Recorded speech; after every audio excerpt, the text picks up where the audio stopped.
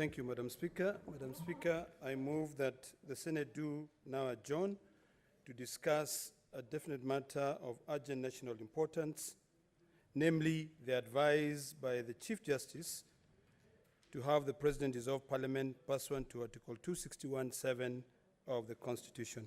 Madam Speaker, this is an issue which is very grave, and it's a matter which I consider quite troubling in the sense that even those who are advocating for the two-thirds gender rule have got no clear way on how it's going to be achieved.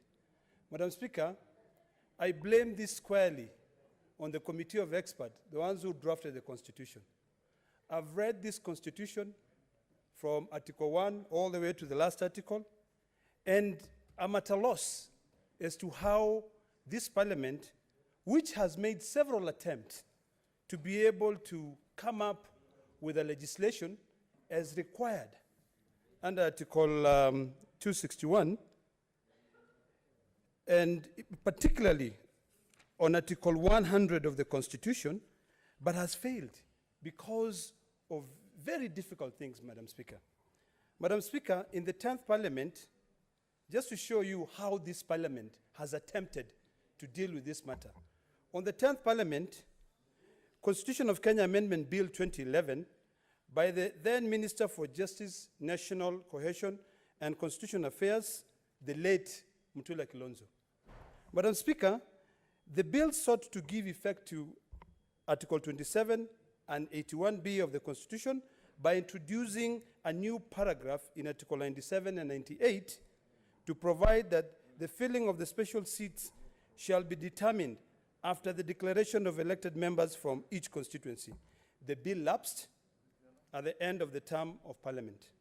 Madam Speaker, the 11th Parliament also made several attempts. This include an attempt by Honorable Samuel Chepkwonga, Honorable Aden Duale. Madam Speaker, Duale made several attempts to introduce different. Chepkwonga also came up. Senator Judith Sijenyi came up with the Constitutional Amendment Bill 16 of 2015. The bill had proposed to amend Article 97 and 98 to ensure that the composition of Parliament complies with the requirement that not more than 2/3 of its members are from the same gender by the election of members. Honorable Chepkwonga tried as well. Madam Speaker, on the 12th Parliament, the son of the first man who attempted to introduce the same bill came up, my distinguished friend, which is Senator Mutula Kilonzo, and my sister, Senator Farhia Ali. Madam Speaker, on their bill, the Constitution of Kenya Amendment Bill 4 of 2018, which they sought to give effect on the two-thirds gender rule. In the lower house, Madam Speaker, Jeremiah Kioni also attempted to do that in the Amendment Bill 52 of 2019. The Honorable Gladys Bos-Cholei also attempted to do that on the Amendment Bill 53 of 2019. So this Parliament, Madam Speaker, has made several attempts, which now begs a big question. You know, that is the Chief Justice forcing Parliament to implement the two-thirds gender rule against their will? Madam Speaker, I'm quite sure that even women legislators voted against that. That's why they could not be able to raise the two-thirds gender rule. I think we have to really be alive to the fact that this Constitution was hurried. Madam Speaker, if you go to Article 93, Article 93 of the Constitution defined Parliament as comprised of the National Assembly and the Senate. If you now go to Article 261, the article that the Chief Justice has relied on, if you look at Article 261, it refers to Parliament. In that case, the Senate is involved. But it gives the powers to the National Assembly to be able to extend the duration of time. That time, the Senate, you are out of the picture. I just think there are so many things which are wrong. Madam Speaker, I'll go to Article 97 of the Constitution as well, which define the constituencies that are going to be set up in this country to be 290. Article 98 of the Constitution also limit the elected position of the Senate to be 47. Now the question that has been pondering when I saw this, Madam Speaker, is I come from Narok East constituency.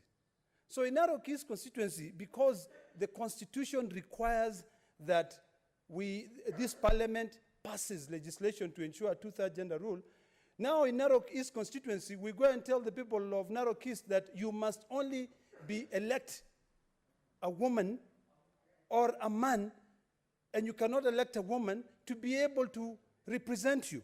Madam Speaker, if you look at Article 97 of the Constitution, it has a disclaimer.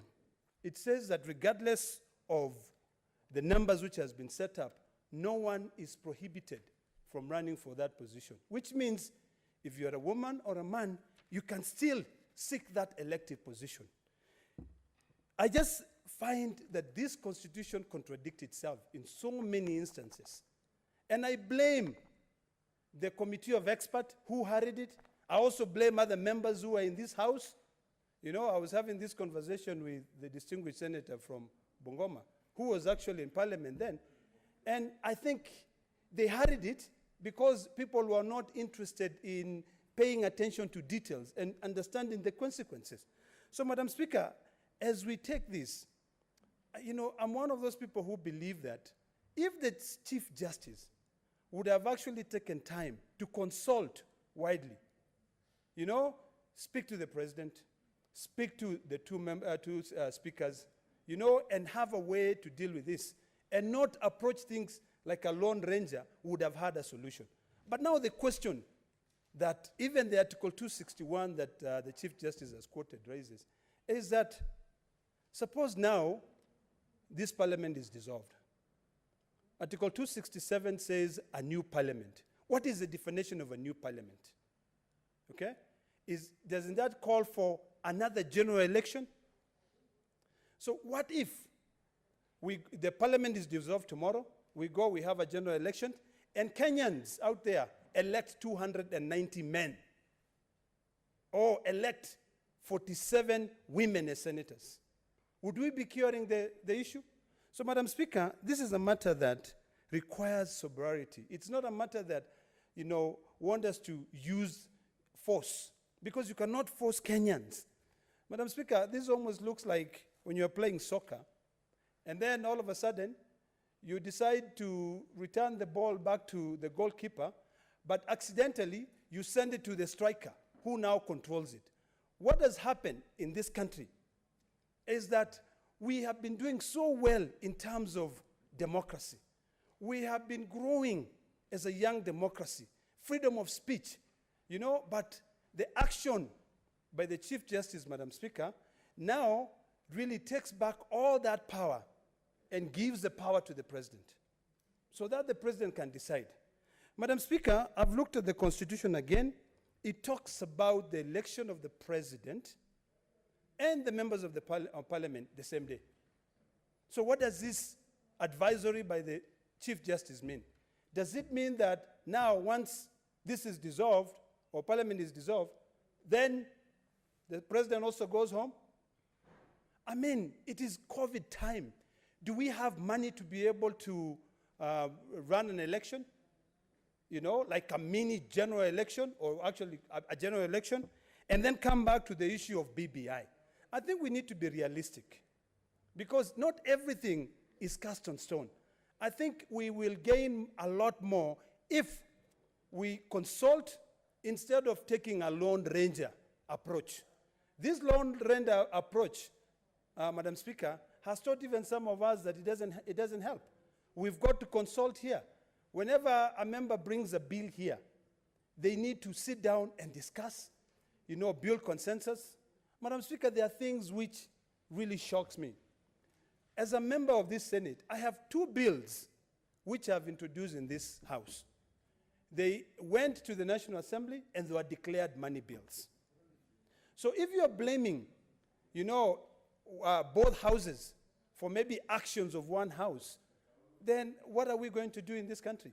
Are we going to just create things? So, Madam Speaker, as I wind up, I just want to reiterate two things and actually ask a very key question Can the legislation contemplated under Article 100 be enacted without amending the ceiling of numbers of MPs as provided by the Constitution? And the answer, most people will say, you go back to the Constitution. Because we will now say, let us change. Instead of 290, let us do what?